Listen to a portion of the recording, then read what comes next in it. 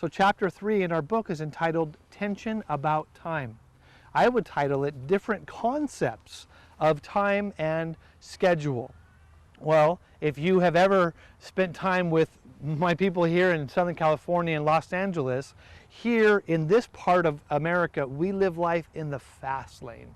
It's often that I find myself driving down the road, on the phone, eating lunch, rushing to another appointment, trying to take care of all these issues in my life simultaneously.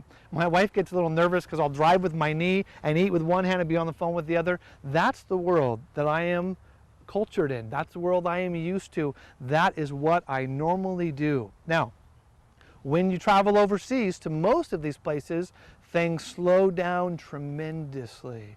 In Europe, they might slow down a little. In Africa and Asia, they might come to a screeching halt. So if we live life in America in the fast lane, a lot of these cultures live life in the slow lane. I think the analogy or the mental picture of the rabbit and the turtle racing together gives me a good picture of what it's like for me, the rabbit, to go into what we call the turtle's pace of society. So I'm living in a refugee camp in Africa. The people in my refugee camp do not have watches on their hands. They could never afford them. Their concepts of time are so different than mine. In my world, if a person says, I will be at your house at 2 o'clock, or let's meet at this place at 2 o'clock, if they are 5 minutes late, I start to become concerned because we give about a 5-minute grace window in my culture. In Africa, they have a 2-hour grace window because they know that they can walk there and on the road they'll meet their friend or something will happen, and they have about a 2-hour window for grace. In America, 5 minutes. Now, in America, if I am more than 15 minutes late to an appointment and I don't call them, people start to become agitated. They become angry and they say, that guy is rude. How dare he be 15 minutes late? If I am 30 minutes late, they are angry. And they say, you know what, I'm just going to get up and leave because I'm not going to waste my time waiting for somebody that's that rude. In their culture, 2 hours is grace. 3 hours, you start to become agitated. After 4, sometimes 5 hours, then the person becomes angry. So here I am running around as a fast-paced American, living in a refugee camp, and the people would say to me, Rob, do you care about us? You just run around, you're doing all this stuff.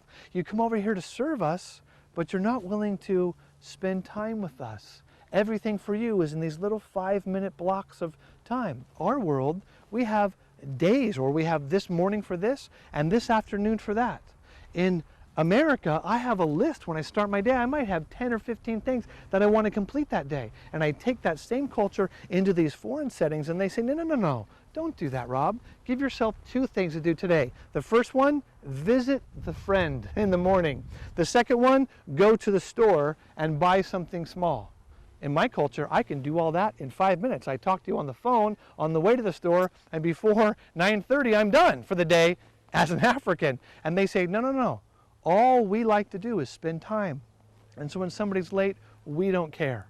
This really came home to me one day when I said to a man, can you come over at noon? We've got to work on a construction project for a refugee school or something. Can you be here at noon? And through translation, the pastor friend that was helping me said to the man, he didn't point to his watch, he didn't use the word, he said, be here.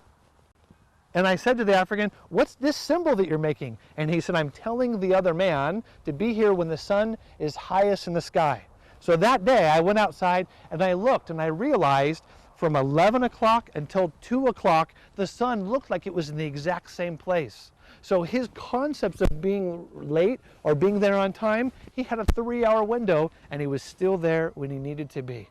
So in my culture, I am focused on tasks, getting things done. In his culture, he's focused on people and spending time. Now, I think this comes true when we have been labeled missionaries because we have a mission. We've got something we want to do, and we're going to do it with all of our heart. And they look at us and say, you can call yourself a missionary, but I'm not a mission, I'm a person. Please stop doing all those things and spend time with me.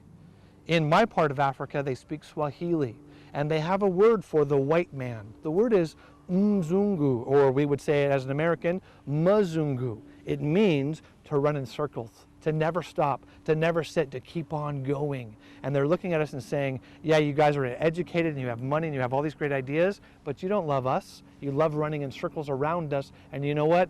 It's a good idea, but you're not touching our hearts. Missionaries, slow down. Take it at a slow pace. How did Jesus do it? One day at a time, walking down dusty roads. Did Jesus build anything? Absolutely not. Did he paint buildings? Did he build all this stuff? No. Jesus sat with people. He spent time with them. He ate with them constantly, and he shared God's message. And we today, 2,000 years later, are revolutionized by a man that walked from one city to another on a dusty dirt road and just spent time. Missionary, slow down. Love them, love each other, and you will find success. Amen?